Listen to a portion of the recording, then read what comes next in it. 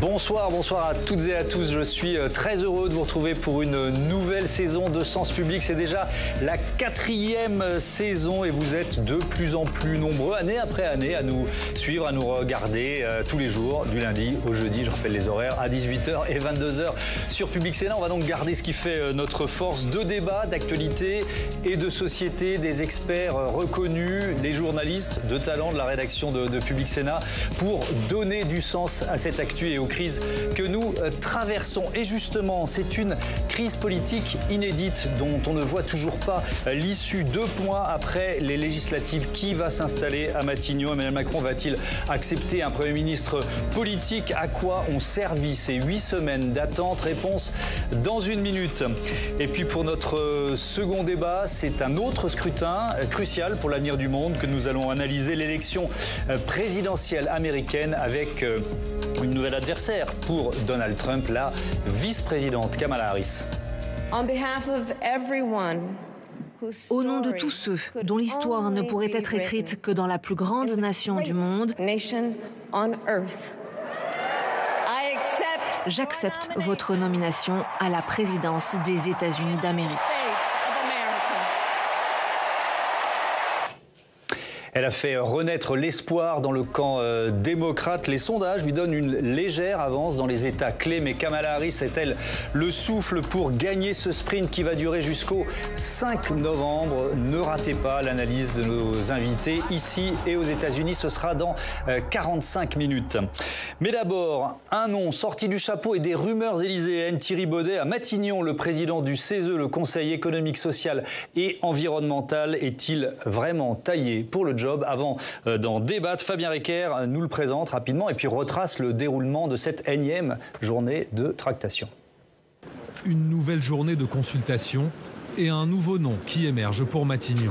Celui de Thierry Baudet, inconnu du grand public, le président du Conseil économique, social et environnemental, réputé proche de la gauche et des syndicats, serait actuellement le candidat privilégié par l'Élysée, selon les informations du journal L'Opinion. Autre rumeur qui tenait la corde ces derniers jours, celle de Bernard Cazeneuve, l'ancien Premier ministre de François Hollande, reçu tôt ce matin par le président de la République, pourrait tenter de bâtir une majorité au centre. Mais son profil social-démocrate, pourtant issu des rangs du PS, est rejeté par le nouveau Front populaire. Quelles sont les garanties pour Bernard Cazeneuve, si ce n'est d'être demain, en réalité, prisonnier par une majorité, une coalition, qui est la coalition Ensemble, celle d'Emmanuel Macron, qui veut le porter au gouvernement, alors même qu'il n'a pas obtenu le soutien, ni même cherché le soutien du Front populaire. Après Bernard Cazeneuve, ce sont les anciens présidents François Hollande, puis Nicolas Sarkozy, qui étaient reçus par le chef de l'État. Nicolas Sarkozy qui plaide pour un Premier ministre venu de la droite, comme Xavier Bertrand, lui aussi convié à un entretien à l'Élysée dans l'après-midi. Les hypothèses Cazeneuve et Bertrand renvoyées dos à dos par le Rassemblement national.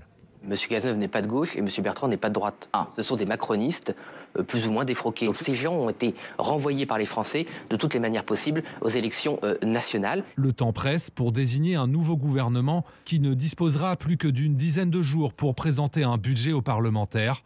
Près de 50 jours après la démission du gouvernement Attal, peut-être s'achemine-t-on enfin vers un dénouement pour Matignon. Toujours pas de Premier ministre. Emmanuel Macron est en train de réinventer la cohabitation. Voilà le thème de notre débat avec Bruno Cotrez. Bonsoir. Bonsoir. Bienvenue, heureux de vous retrouver. Vous êtes politologue, chercheur au CNRS et au CEVIPOF. J'accueille Lucille Schmitt. Bonsoir et bienvenue à vous aussi, vice-présidente du Cercle de réflexion La Fabrique écologique. Adrien Brachet, bonsoir et bienvenue. Journaliste politique à Marianne et contributeur de la Fondation Jean Jaurès. Et comme tous les lundis et mercredis, on ne change pas nos bonnes habitudes. Mathieu bonsoir à tous. Bonsoir, éditorialiste politique. Bon, on commence avec cette hypothèse Thierry Baudet. J'avoue, je me suis réveillé en disant bon, on va parler de Bernard Cazeneuve, surtout ce soir. Et puis, bim, en milieu de matinée, hypothèse Thierry Baudet. C'est pas lui faire injure que de dire qu'il est inconnu des Français malgré son rôle de président du CESE, le Conseil économique, social et environnemental. Bruno Cotrez, que signifierait, on va être au conditionnel évidemment pour l'instant, un tel choix de la part d'Emmanuel Macron? Moi, j'y vois 2 significations. La première, c'est au fond une structure de décision pour Emmanuel Macron qui consiste à faire émerger un 3e nom de manière à mettre tout le monde d'accord. Et pour que ça fonctionne... Hypothèse Cazeneuve ou hypothèse Xavier Bertrand. Voilà. Et pour que ça fonctionne, il faut que ce troisième nom soit un peu neutre. C'est à la fois quelqu'un qui n'est pas très connu du grand public, qui ne suscite pas, au fond, de réflexes partisans en face de lui. Donc, il peut, lui, d'une certaine manière, répondre à l'un des points fondamentaux du cahier des charges, ne pas être sanctionné et censuré par l'Assemblée nationale immédiatement. Et j'y vois peut-être aussi une deuxième interprétation, qui est qu'au fond, le chef de l'État, face aux résultats des élections législatives, avec une injonction du nouveau Front populaire, qui était d'abroger la réforme des retraites, etc., c'est une manière de faire émerger un autre thème, de sortir par le haut. Thierry Baudet, c'était quelqu'un qui est très fondamentalement, très sincèrement convaincu qu'il faut revoir le modèle démocratique français. C'est ce qui porte au CESE, c'est l'un des rôles du CESE. De mieux faire corréler les citoyens avec les institutions et surtout la question du dialogue social. Le Conseil économique social, c'est un des seuls lieux où les acteurs de la société civile disent qu'ils peuvent parler entre eux sans s'engueuler. Le MEDEF, la CGT arrivent à parler au Conseil économique et social. Et donc, c'est peut-être de ce côté-là qu'Emmanuel Macron trouve la voie de sortie. Est-ce qu'on peut transposer ça en politique? Ça crée défi quand même. Lucide Schmitt, ça permettrait aussi, un tel choix, Emmanuel Macron, de garder la main. On ne peut pas faire abstraction de cet aspect. Mais ça enverrait quel message aux Français qui sont quand même, on s'en souvient, massivement votés aux législatives il y a 2 mois? Oui, moi je trouve que ce qui est important, c'est est-ce que ça joue un rôle par rapport à l'état de notre démocratie de proposer le nom d'un parfait inconnu aux Français. J'ajoute que c'est le 2e épisode, puisque Lucie Castet, proposée par le nouveau Front populaire, a proposé également le nom d'une inconnue. Donc ça fait 2 fois qu'on propose des inconnus. C'était le seul moyen de se mettre d'accord déjà. Voilà. Donc on est dans cette situation où les Français se sont massivement mobilisés à la fois pour le Rassemblement national et contre le Rassemblement national, puisque les partisans des 2 camps se sont mobilisés. Et la réponse qui est faite par le système politique, c'est de proposer des inconnus à des gens qui se sont massivement mobilisés pour dire que pour eux, la démocratie impliquait qu'eux aussi comptaient. Donc moi, je trouve que tout ça est absolument... j'allais dire grotesque, c'est-à-dire que d'une certaine manière, que Emmanuel Macron se permette de proposer le nom d'un inconnu qui a peut-être des tas de qualités. D'ailleurs, quand on regarde le portrait de Thierry Baudet, on se dit il a beaucoup de qualités. De la même manière que lorsqu'on a regardé le profil de Lucie Castet, on s'est dit elle a aussi des qualités. Oui, mais pas une seconde. Les Français qui ont voté aux législatives ont pensé à l'une ou à l'autre. À l'un ou l'autre. Et donc, des 2 côtés, que ce soit du côté du président de la République ou du côté de ses opposants, il y a cette... en fait, obsession présidentielle. C'est-à-dire que d'une certaine manière, ceux pour lesquels on aurait pu voter se disent je ne vais pas y aller parce que je vais aller au casse-pipe. Et donc ça traduit un comportement égocentrique de la part de la classe politique. De la part d'Emmanuel Macron, ça traduit la volonté de ne jamais passer la main. Et c'est une grave erreur parce qu'il avait commencé à reconnaître dans les consultations qu'au fond, il n'avait pas gagné les élections. On s'était dit tiens, c'est formidable, il a reconnu ça. Et maintenant, il nous dit je ne les ai pas gagnés, mais c'est moi qui désignerai un Premier ministre inconnu de tous et qui sera à ma main. Alors il y a aussi une responsabilité des partis politique. On y reviendra, c'est ce que vous laissez entendre dans votre intervention, mais ça on y reviendra un peu plus tard. On va lire une citation de Thierry Baudet, c'était dans la tribune, il s'était exprimé juste avant le premier tour des législatives, on est le 26 juin, prise de position très claire contre l'extrême droite, elle est aux portes du pouvoir, historiquement elle a combattu la démocratie parlementaire, entretenu le racisme, l'antisémitisme, le sexisme, etc. etc. D'aucuns affirment que son visage contemporain est devenu différent de ce sombre tableau, je ne veux pas que nous prenions le risque de le tester grandeur nature. Adrien Brachet, peut-être en quelques mots, si on veut peut-être éclairer nos téléspectateurs. Peut-être qu'on parlera plus du tout de Thierry Baudet dans 24 heures. C'est possible. Mais bon, c'est une vraie possibilité à l'heure où on se parle, en cette fin d'après-midi. Ancien patron, président fondateur du groupe Vive, il l'avait créé en 2017, ancien président de la Mutuelle Générale des agents du service public, la MGEN. Est-ce qu'on peut dire que c'était un patron de gauche? Oui, disons que c'est quelqu'un qui, en effet, est une figure en fait, du mouvement mutualiste, donc qui est un monde qui est plutôt classé à gauche. Et qui est en effet décrit du fait aussi de son poste au CESE comme quelqu'un proche des organisations syndicales, proche de la société civile. Et d'une certaine manière, ce qui est intéressant dans l'interview à la tribune que vous citiez, que j'ai relu aussi, c'est que vis-à-vis d'Emmanuel Macron, dans cette interview, il a une sorte de en même temps, en fait. C'est-à-dire qu'à la fois... Il est critique, mais pas trop. Quoi. Voilà, exactement. Oui. C'est-à-dire qu'à la fois, il reproche à Emmanuel Macron son rapport aux corps intermédiaires en disant qu'Emmanuel Macron a donné le sentiment que ces corps intermédiaires intermédiaire était un boulet pour lui qui allait ralentir les réformes. Voilà, il dit qu'il allait ralentir les réformes. Et en même temps, il reconnaît tout de même à Emmanuel Macron d'avoir fait les fameuses conventions citoyennes sur le climat et la fin de vie. Donc peut-être que ça illustre au fond, alors il faudra voir ce qui se passe dans les prochains jours, mais ce profil de Thierry Baudet, c'est-à-dire quelqu'un qui, oui, vient de la gauche, qui aurait probablement la volonté de mettre en place des mesures de justice sociale, peut-être une partie même du programme du NFP, mais en même temps quelqu'un qui ne va probablement pas directement heurter Emmanuel Macron, probablement pas s'en prendre à Emmanuel Macron. C'est peut-être une forme d'entre-deux. Mathieu ? Oui, juste, il faut rappeler que il avait réagi sur la dissolution en disant que c'est un geste qu'il n'avait pas compris. Il a nommé au Conseil des finances publiques l'économiste Michael Zemmour, qui était le plus grand pourfendeur de la réforme des retraites. C'est quelqu'un qui a eu certainement une autonomie de pensée et qui incarne au fond tout ce qu'Emmanuel Macron déteste. Le dialogue social, les grands-messes. Enfin, c'est tout ce qu'il n'a pas fait, tout ce qu'il disait. Emmanuel Macron disait ça ne marche plus, ça n'intéresse personne, on n'aboutit jamais à rien. Avec les grandes messes, les grands raouts sociaux, c'est pas comme ça que ça fonctionne. Donc ça peut donner une coloration un peu peut-être différente à la première image qu'on peut avoir. Quelle pourrait être sa marge de manœuvre. Exactement. Et je rejoins entièrement l'avis de Lucile. C'est un signe. Ce n'est pas des injuriés, ni lui ni Lucie Castet, d'une faillite et d'une lâcheté de la classe politique française. On parle quand même du poste de Premier ministre de la France. Et personne ne veut y aller ou ne se met en mesure d'y aller. Oui. Lucie Schmitt, effectivement, puisque c'était dans votre première intervention, c'est une faillite des partis politiques aussi. Ces 2 derniers mois, il y a la responsabilité d'Emmanuel Macron, on vient de l'évoquer et on ne la minimise pas, mais il y a aussi une responsabilité des partis. Si vous voulez, le problème des partis politiques et de la démocratie, c'est qu'un parti politique ne doit pas penser seulement à son appareil. C'est-à-dire que, moi je trouve que vous allez parler de Kamala Harris ensuite, on voit comment Joe Biden, il a renoncé parce que d'une certaine manière, des gens qui étaient extérieurs lui ont demandé de renoncer. S'il était resté dans le huis clos du Parti démocrate, il ne l'aurait pas fait. Là, le nouveau Front populaire, il est resté dans le huis clos de sa discussion interne. Et donc on a vu que Lucie Castet, quels que soient ses mérites, avait été choisi parce qu'ils n'arrivaient pas à se mettre d'accord sur d'autres noms. Il y a eu je ne sais pas combien de noms qui ont circulé avant que son nom émerge. Et s'ils se sont mis d'accord, c'est parce que c'était une inconnue et que c'était quelqu'un qui n'avait jamais fait de politique. Là, Emmanuel Macron, il va nous proposer quelqu'un dont d'ailleurs il se dit il va être au fond davantage à ma main que s'il avait été un adversaire politique. Avec ce que nous dit Adrien, au fond, on va rester au conditionnel. Peut-être qu'il ne serait pas à la main d'Emmanuel Macron, c'est ce que vous nous dites. Mais ce qui est très terrible pour nous, y compris dans ce débat, c'est qu'on est là en train de supputer par rapport à ce qui se passe dans la tête d'Emmanuel Macron.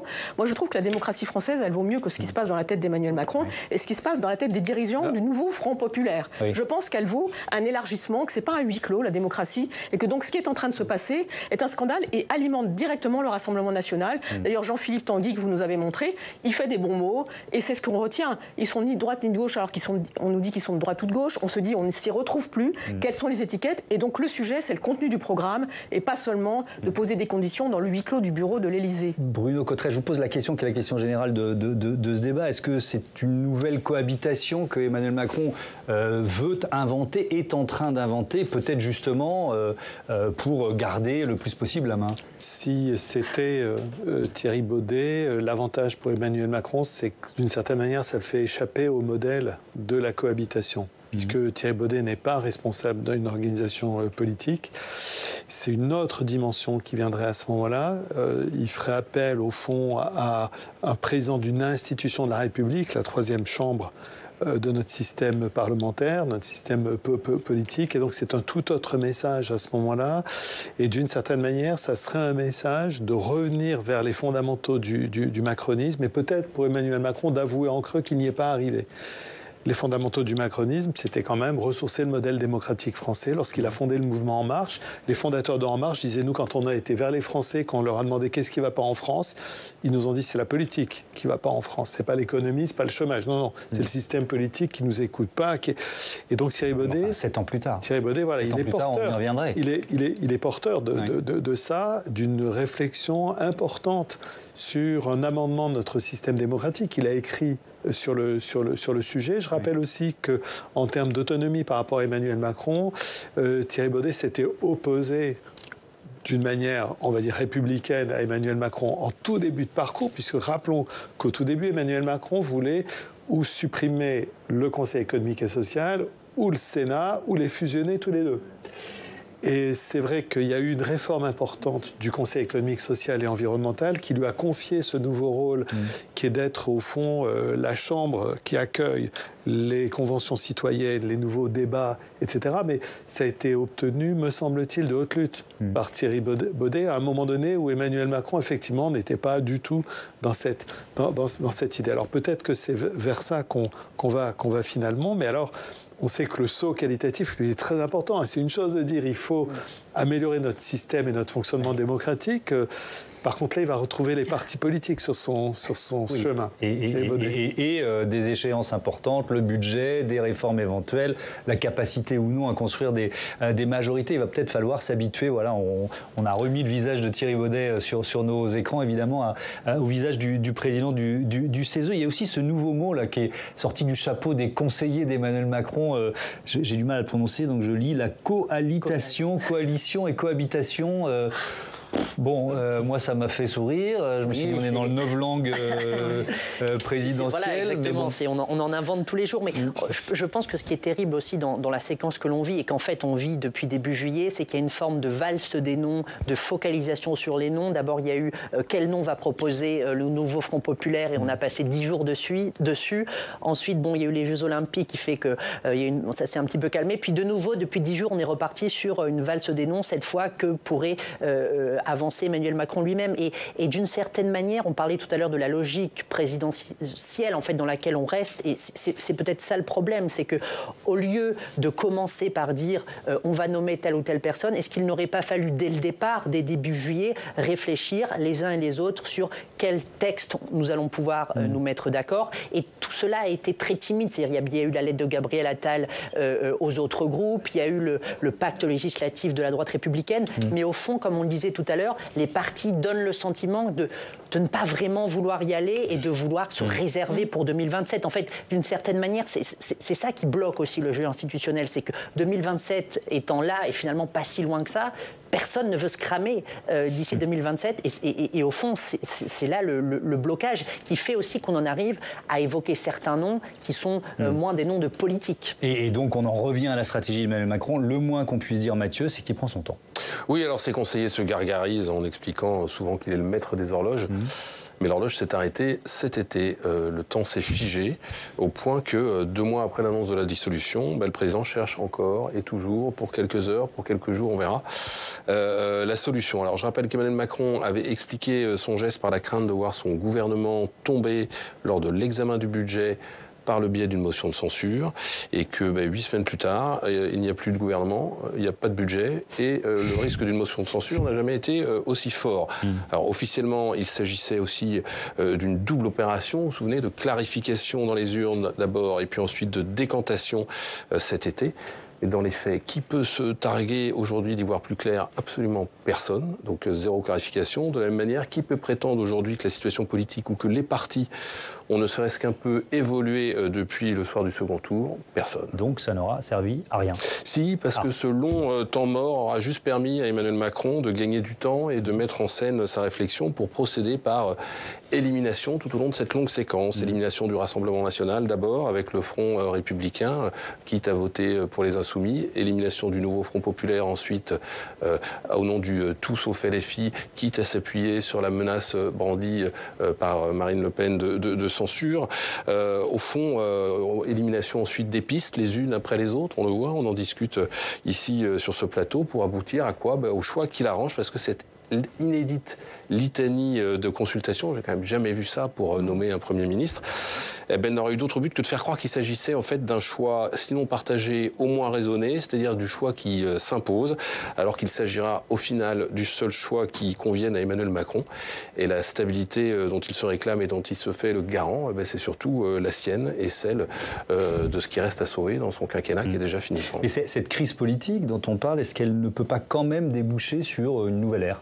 Elle le pourrait si chacun œuvrait de façon cohérente et désintéressée, pour reprendre les mots il y a quelques jours de François Bayrou dans le Figaro. Mais notre mode de scrutin qui favorise les antagonismes, notre culture politique qui privilégie les postures et puis l'horizon présidentiel, on en parlait à l'instant, qui pollue tout, laisse peu d'espoir de changer la donne. De ce point de vue, le macronisme qui se voulait un pont vers un nouveau monde et une nouvelle démocratie et une nouvelle façon de gérer la chose publique n'aura été peut-être qu'une passerelle vers de vieux réflexes. Merci beaucoup. Mathieu, alors vous nous l'avez dit, il y a ceux qui ne veulent pas y aller, puis alors il y a aussi celles et ceux qui sont tout à fait prêts à s'inviter à Matignon. Par exemple, Ségolène Royal, qui était hier l'invité du grand jury, ça vous fait tous rigoler, RTL, Le Figaro et Public Sénat. Le bon choix, c'est quelqu'un qui va apaiser la France et qui va faire en sorte qu'il n'y ait plus de désordre. Et c'est dans ce cadre, moi, que j'ai dit ma disponibilité. Parce que je pense qu'il faut quelqu'un, mais ça, ce n'est pas à moi d'en juger qui a cette capacité ou pas. En tout cas, moi, je pense avoir cette capacité et l'avoir démontré. Vous savez, ma vie politique est derrière moi. Je n'ai pas créé de parti politique. Je ne suis pas candidate à l'élection présidentielle. Mais j'ai senti comme un devoir, face à la situation de blocage et d'inquiétude des Français, de dire, oui, je suis disponible, même si c'est pour quelque temps. Voilà, Public Sénat qui est donc le nouveau partenaire du grand jury, avec Perrine Tarnot, la directrice de l'information et des rédactions, pour nous représenter tous les dimanches. Alors il y a le sens du devoir là, dont nous parle Ségolène Royal. On ne va pas forcément parler de cette hypothèse parce que nous ne sommes pas très fiables, on va dire ça comme ça. Mais il y a aussi le sens du devoir, je veux bien l'entendre, par exemple d'un Bernard Cazeneuve, mais à condition d'avoir du pouvoir. J'ouvre le chapitre Bernard Cazeneuve, l'ancien ministre de l'Intérieur, puis Premier ministre éphémère de François Hollande. Ça semble coincé. Pourquoi ça peut coincer, Bruno Cotresse? Est-ce que c'est pas justement, ils se sont vus 1h15 ce matin avec Emmanuel Macron, c'était pas pour parler des chances de médaille françaises aux Jeux paralympiques, donc qu'est-ce qui pouvait se négocier? Moi, j'ai trouvé que c'était court, finalement, 1h15. Si un président de la République est en train de parler avec son futur Premier ministre de comment collaborer, c'est finalement pas si long que ça, 1h15, d'autant que les dossiers sont assez épineux. Il ne serait pas impossible qu'il y ait effectivement la question de la sanction, le vote de défiance de l'Assemblée. Le point capital pour Bernard Cazeneuve, ça serait d'obtenir qu'une partie du groupe socialiste le soutienne, plus ou moins explicitement le soutienne. Et on sait que pour que des socialistes le soutiennent, il faut donner des gages. Et l'un des gages importants, c'est évidemment la question de la réforme des retraites, la réforme de l'assurance chômage également. Et il se trouve que Emmanuel Macron, ce sont des réformes emblématiques pour lui de son deuxième mandat. Donc c'est vrai que si Bernard Cazeneuve appuie sur cette dimension, ça accentue la dimension de cohabitation pour le chef de l'État, parce qu'effectivement, lui retirer ses principales mesures emblématiques de ce deuxième mandat qui d'une certaine manière ne sait pas bien où il va, c'est lui retirer beaucoup de choses.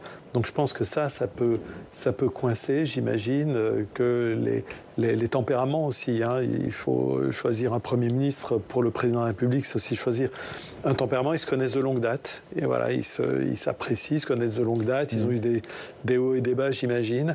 Donc c'est peut-être un peu tout ça qui rend l'opération pas si facile que ça. Peut-être justement un mot là-dessus, Adrien Brachet. Que sait-on de leur relation? Ils ont été ensemble au gouvernement de Manuel Valls. Ils se sont côtoyés à l'époque François Hollande.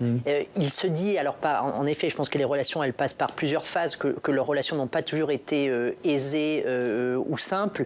Et d'ailleurs, peut-être qu'aussi, ce qui peut interroger Emmanuel Macron, c'est de se dire, au fond, à la fin de l'époque François Hollande, je vous ai promis un renouveau, un nouveau monde, un nouveau personnel politique. Et là, d'une certaine manière, on reviendrait à celui qui a été le dernier Premier ministre de François Hollande. Donc, d'une certaine manière, peut-être que cela peut un peu bloquer dans le récit de ce qu'est le macronisme.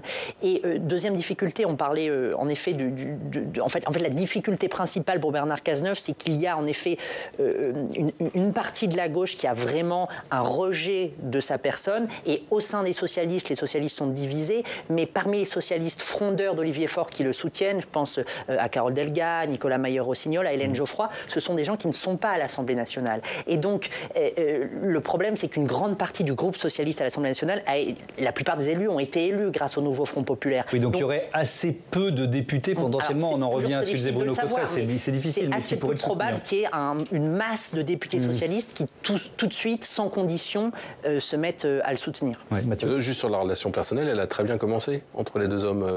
Bernard Cazeneuve avait même d'ailleurs un peu pris sous son aile Emmanuel Macron. C'était son correspondant à l'Élysée quand lui était ministre des Affaires européennes puis du budget. Ensuite, quand il est passé à Beauvau et qu'Emmanuel Macron est rentré au gouvernement, les deux hommes s'entendaient bien, mais ça s'est considérablement dégradé quand Emmanuel Macron a pris son indépendance et son envol et a quitté le gouvernement, ce que Bernard Cazeneuve a considéré comme une haute trahison, et il ne s'est pas privé de le dire. Oui, il l'a exprimé à plusieurs reprises. Il ne s'est pas privé de le dire en premier mandat d'Emmanuel Macron. Et des témoins racontent qu'il ne s'est pas privé non plus de lui faire la leçon à Emmanuel Macron. Donc on est sur un rapport d'autorité qui est pas du tout le même que ce qu'a pu connaître Emmanuel Macron, ce qu'aurait pu connaître Emmanuel Macron avec ses précédents premiers ministres, j'allais dire. C'est des gens qui avaient été faits par Emmanuel Macron d'une certaine façon. Édouard Philippe avait une vie politique, mais il a été sorti quand même dans la lumière par Emmanuel Macron. Bernard Cazeneuve, il ne sort pas dans la lumière par Emmanuel Macron. Et puis, par ailleurs, il a une vie. Il n'a pas besoin d'Emmanuel Macron pour vivre. Il est avocat dans un très grand cabinet parisien. Il irait très bien par sens du devoir et parce que je pense que ça lui fait envie aussi. Mais si ce n'est pas le cas, tant pis. Oui, donc ce serait potentiellement, Lucie Schmitt, et on en revient à notre thème, une vraie cohabitation. Si c'était Bernard Cazeneuve. Mais une cohabitation de personnalités, c'est ça qui est intéressant dans tout ce que nous disons. C'est-à-dire qu'on en soit en France à se dire ils se voient 1h15, qu'est-ce qu'ils se sont dit moi je trouve que ça montre que ça dysfonctionne. C'est-à-dire que d'une certaine manière, qu'on se dise, on ne sait pas si pendant 1h15 ils se sont regardés dans le blanc des yeux, ils se sont peut-être rien dit. C'est-à-dire que c'est peut-être long, mais c'est peut-être court, ça dépend de ce qu'on se dit ou pas, et ça dépend si on se déteste ou pas. Et donc là, ce que nous dit Mathieu, c'est qu'au fond, ils peuvent aussi bien se détester que se dire on a intérêt à avoir une sorte d'opportunité des deux côtés. Oui. Donc la difficulté qu'on a, c'est qu'on se retrouve donc rendu à l'idée dans la tête d'Emmanuel Macron, dans la tête de Bernard Cazeneuve. Et donc ça, c'est très mauvais par rapport à... Oui, on fait plus de psychologie que d'analyse politique. On fait beaucoup de psychologie. Et évidemment, on sait très bien que le sujet de la réforme des retraites est central dans cette affaire, à la fois pour rameuter des gens de gauche, mais de toute façon, il y a déjà toute une partie de la gauche parlementaire qui a décidé qu'elle ne travaillerait pas avec Bernard Cazeneuve, il faut quand même le dire. C'est-à-dire que Gabriel Attal a lui-même lancé une pique en disant, au fond, le nouveau Front populaire est contre un Premier ministre socialiste. Et donc on est dans cette situation où, comme on vient de le dire, le sujet c'est est-ce qu'on peut dissocier le groupe socialiste ou une large partie du groupe socialiste du nouveau Front populaire, sachant que les opposants à Olivier Faure, mais qui sont très forts au Parti socialiste, même s'ils n'ont pas d'élus, au fond, ils n'ont pas d'élus au Parlement parce que il y a des élus au Parlement, il y a des élus socialistes à l'Assemblée nationale à cause de l'accord avec la France insoumise. Et je voudrais quand même qu'on revienne sur les échéances qui vont venir, c'est-à-dire qu'il n'y a pas seulement la présidentielle, il y a aussi les municipales l'année prochaine et la possibilité d'une nouvelle dissolution. Donc ça signifie qu'aujourd'hui tout le monde se tient par la barbichette au nouveau Front populaire et que d'une certaine manière Bernard Cazeneuve n'a pas la capacité à dissocier les élus, enfin une large partie des élus socialistes à l'Assemblée nationale parce qu'ils ont peur de perdre leur job. Sauf à faire voter la proportionnelle. Sauf à faire voter la proportionnelle. Mais donc on est dans une situation où peut-être que d'ailleurs la question de la proportionnelle a été évoquée entre, je sais pas, Bernard Cazeneuve, certainement avec François Bayrou, ça c'est clair. Mais cette question, elle est posée parce qu'elle peut déterminer un déblocage de ce qui se passe à l'Assemblée nationale, parce qu'elle peut désolidariser, par exemple, les blocs. Retraite proportionnelle, il y a des messages à envoyer, on va dire, à la gauche pour éventuellement désolidariser le Parti renforcer socialiste. Une majorité. Voilà, enfin, possiblement organiser une coalition qui soit de non-censure avec une partie des socialistes. Mais pour l'instant, les socialistes ne peuvent pas se désolidariser de la France insoumise. Sur la question démocratique, on l'a évoqué tout à l'heure, Bruno Cotresse, le fait que c'était le cas pour Lucie Castex et également Bernard Cazeneuve, on l'a quasiment pas entendu pendant la campagne législative. Enfin, quand on est allé voter, on pensait pas à Bernard Cazeneuve. Est-ce que ça, c'est le pouvoir du président de la République, évidemment, mais est-ce que ça pose une question démocratique de nommer quelqu'un qui finalement n'a pas participé à la campagne? Oui, quand même, parce que l'état d'esprit général d'une élection, c'est que le soir des élections, on sait quel est le choix dominant que le pays s'est donné au scrutin majoritaire. Il peut y avoir d'autres règles, mais Et celui qui porte le projet a quand même reçu l'onction du suffrage universel. Dans les démocraties parlementaires, je pense au Royaume-Uni que je connais assez bien, on ne peut pas être Premier ministre si on n'a pas été élu dans sa circonscription. Oui. C'est absolument impossible. La base de la base de la base,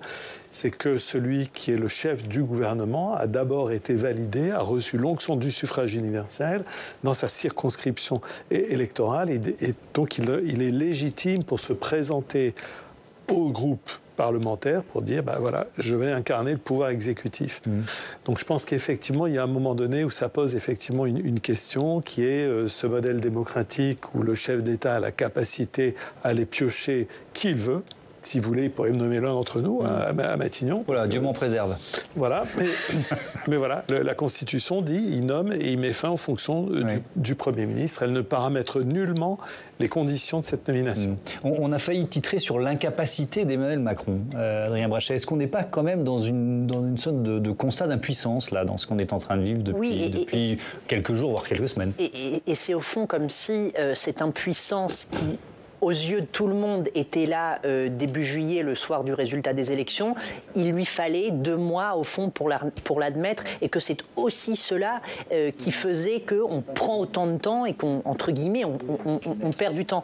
Mais de manière plus générale, je pense qu'il y a une responsabilité partagée, c'est-à-dire qu'il y a la responsabilité d'Emmanuel Macron, mais il y a aussi, je pense, la responsabilité du reste des responsables politiques qui font preuve d'une sorte d'insoutenable légèreté. En fait, c'est, d'une certaine manière, c'est comme si on avait oublié le résultat de ces élections, que certes, le Rassemblement national n'a pas accédé au pouvoir, mais il a quand même 126 députés à l'Assemblée nationale, et que par ce vote s'est exprimé une colère, une inquiétude, et au fond, tout le monde se dit, c'est bon, le Rassemblement national n'est pas passé, et chaque élu repart à ses propres bricolages, à ses propres réflexions. Et ça, c'est inquiétant et c'est délétère pour la démocratie. François Ruffin faisait sa rentrée à Flics Secours ce samedi, et lui-même, il disait, attention, je le vois sur mon territoire, la lame de fond du Rassemblement national, elle ne s'est pas arrêtée le 7 juillet. Donc, tous ces responsables politiques qui ont porté le discours d'opposition au Rassemblement national, s'ils veulent que cela se poursuivre, il faut des mesures de rupture capables de répondre à la colère qui s'est exprimée. Tiens, ça me fait penser à ce rapport que vous avez réalisé avec Ipsos, Le Monde, l'Institut Montaigne, la Fondation Jean Jaurès et donc le Cevipof. C'était une enquête électorale sur les législatives. Il y a peut-être un mot à retenir, c'est défiance. C'est le mot le plus important. Un mot très important et qui vient en écho d'ailleurs de beaucoup de données que nous collectons depuis de nombreuses années au Cevipof, à Sciences Po. La manière dont les Françaises et les Français regardent l'univers de la politique est un mélange de défiance, de sentiment que la politique, elle est dans son monde, qui ne sont pas empathiques. Ils s'intéressent à vos votes, mais pas à vos problèmes. En gros, c'est ça que racontent nos enquêtes.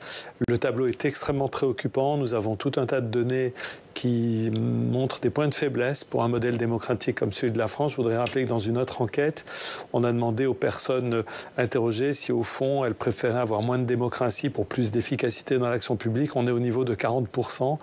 On a régulièrement plus de 20% des personnes qu'on interroge qui disent, au fond, il faut que l'armée dirige le pays. Et on a des sentiments négatifs à propos de la politique qui sont la méfiance, la colère, la lassitude. Donc voilà, le tableau est préoccupant pour une grande démocratie européenne. Alors vous ne l'avez pas encore étudié, j'imagine, mais est-ce que paradoxalement, la parenthèse enchantée des Jeux Olympiques, qui pourrait nous donner un regain de confiance en nous, ça n'a pas renforcé ça? Parce qu'on a peut-être été parfaitement heureux parce qu'on n'entendait pas les politiques. Il y a beaucoup de Français qui ont dit ça. Oui, il y a beaucoup de Français qui ont dit, en fait, ça ne nous a pas trop manqué. Oui. Et puis aussi la preuve que ce pays qui se voit avec tellement d'anxiété, le sentiment qu'on a perdu notre puissance, que ça va mal, d'un seul coup s'est donné à lui-même comme vision qu'il pouvait réussir quelque chose de grand qui a fait l'admiration du monde entier. Donc effectivement, la parenthèse des Jeux Olympiques, elle est paradoxale. Elle a renvoyé une image qui est une image de réussite française. Elle a aussi renvoyé une autre image qui est effectivement que pendant 15 jours, ne plus entendre de débats politiques et de politiques qui disent j'ai 100% raison, vous avez 100% tort. Ben, les gens disent finalement ça fait du bien. Donc il y a des leçons effectivement à tirer. Alors une autre leçon qu'on a déjà tirée mais qui va se renforcer dans les prochaines semaines de ces élections législatives et quelle que soit la décision d'Emmanuel Macron de la réalité de son pouvoir, c'est le poids du Parlement et on va se poser la question d'une éventuelle session extraordinaire avec Steve Jourdain qui nous rejoint sur le plateau de Sens Public. Bonsoir Steve, bienvenue, heureux de vous retrouver. Bonne rentrée à vous aussi. Bon, on l'a bien compris, on n'a toujours pas de Premier ministre, toujours pas de gouvernement. Et pendant ce temps-là, que font les parlementaires? Ils rongent leurs freins, ils assistent un peu impuissants à la valse des consultations à l'Élysée. Fin août, les présidents de groupes parlementaires ont quand même été conviés par le chef de l'État. C'est le NFP qui a ouvert le bal, suivi des représentants du camp présidentiel, puis de la droite, puis du centre. Le président du Sénat qu'on va voir a également échangé avec Emmanuel Macron. Beaucoup d'entretiens. Beaucoup de discussions donc avec les parlementaires, mais pour le moment, pas de fumée blanche autour de l'identité du Premier ministre. Est-ce que ça veut dire qu'en attendant, les parlementaires ne peuvent pas travailler? Alors, ils travaillent, mais en mode très ralenti. La session ordinaire du Parlement n'ouvrira que le 1er octobre. Rien d'anormal à tout ça. Tout est prévu à l'article 28 de la Constitution, article 28 qui dispose que le Parlement se réunit de plein droit en une session ordinaire qui commence le premier jour ouvrable d'octobre. Le 1er octobre sera un mardi, Thomas. On est donc dans les temps, tout va bien. Ce qu'il faut savoir, c'est que même en l'absence de gouvernement, le Parlement continue théoriquement d'assurer ses missions. C'est prévu à l'article 24 de la Constitution. Le Parlement vote la loi, contrôle l'action du gouvernement, évalue les politiques publiques. En ce moment, pas question de voter de loi. Hein. Aucun texte, aucune proposition de loi ne sont inscrites à l'ordre du jour. Difficile aussi de contrôler un gouvernement qui est démissionnaire, puisqu'en théorie, il n'est pas censé prendre de décisions politiques. Travail donc très ralenti, Thomas, pour les élus, qui devraient connaître une très légère accélération mi-septembre au Sénat. Les présidents de groupe se réunissent le 17 pour déterminer un éventuel agenda. Et certains groupes politiques s'impatientent. Oui, c'est le cas de Marine Le Pen.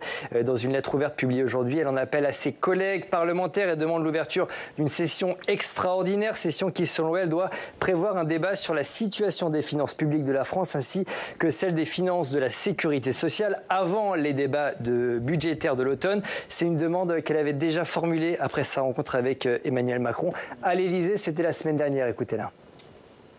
Nous avons sollicité qu'une session extraordinaire soit ouverte pour qu'un Premier ministre, quel qu'il soit, puisse arriver en situation devant une Assemblée nationale qui a un rôle, chacun le comprend, beaucoup plus important aujourd'hui peut-être qu'elle ne l'a jamais été.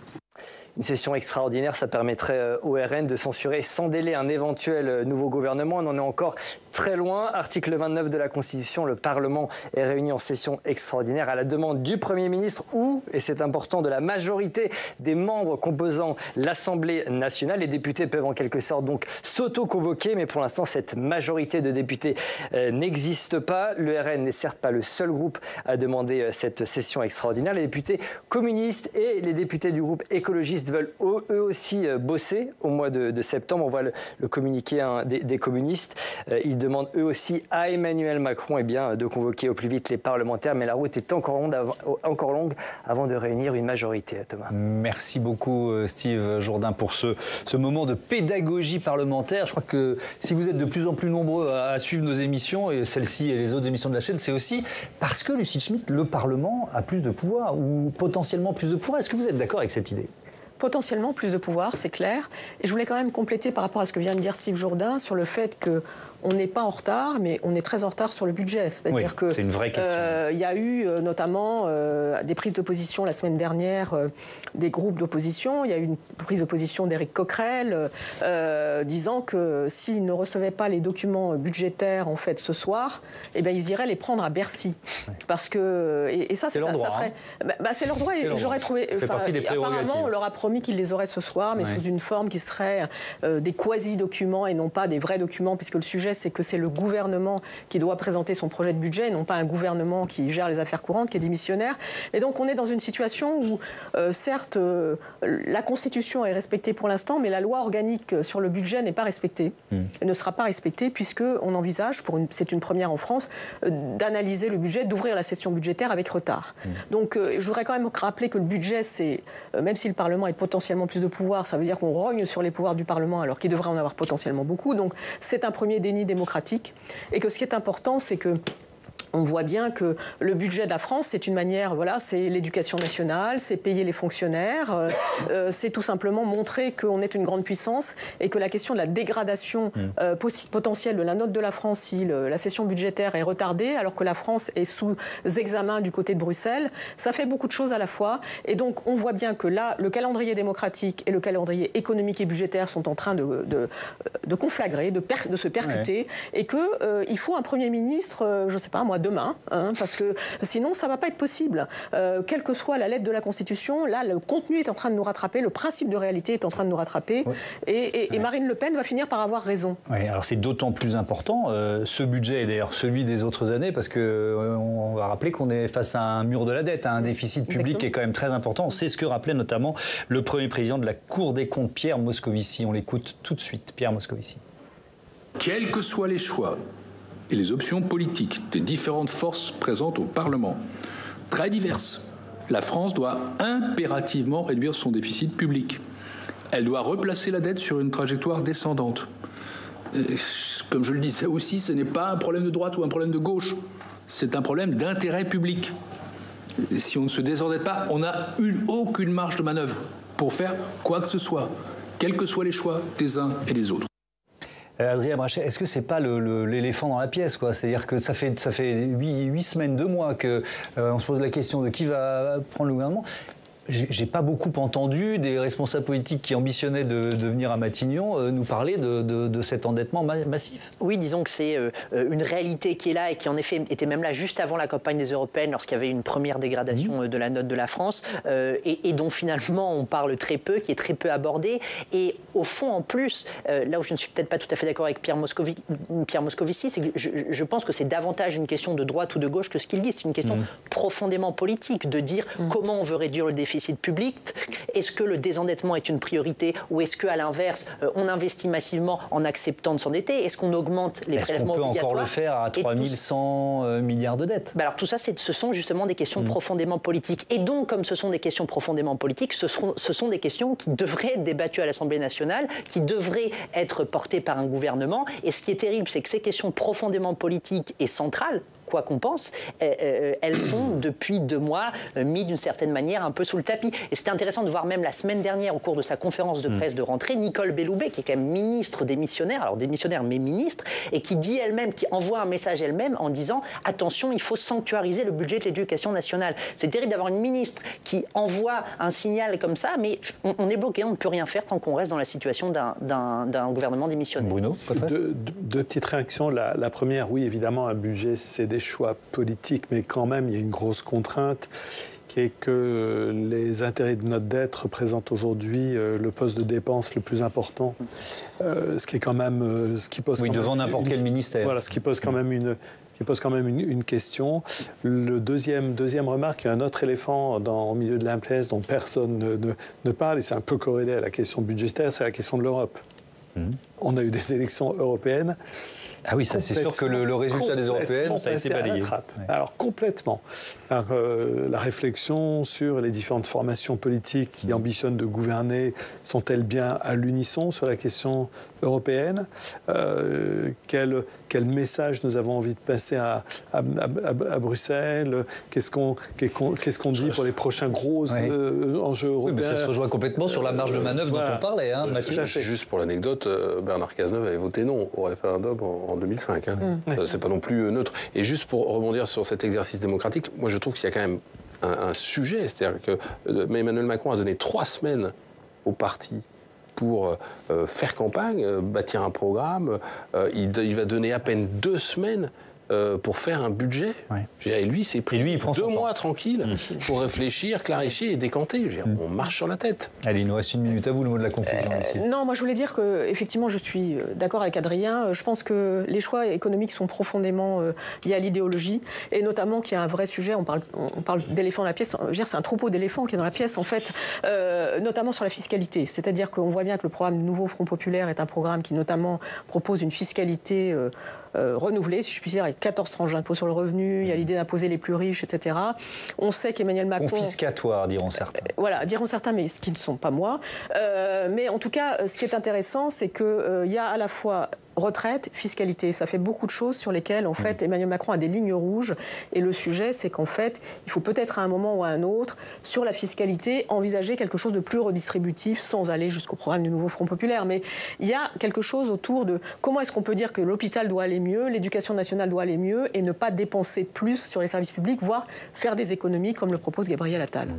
Merci beaucoup. Merci à tous les trois d'avoir participé à ce premier débat de la 4e saison de Sens Public. Je vous dis évidemment à très bientôt sur ce plateau. Vous faites partie des habitués, de ces experts qu'on est ravis d'accueillir régulièrement.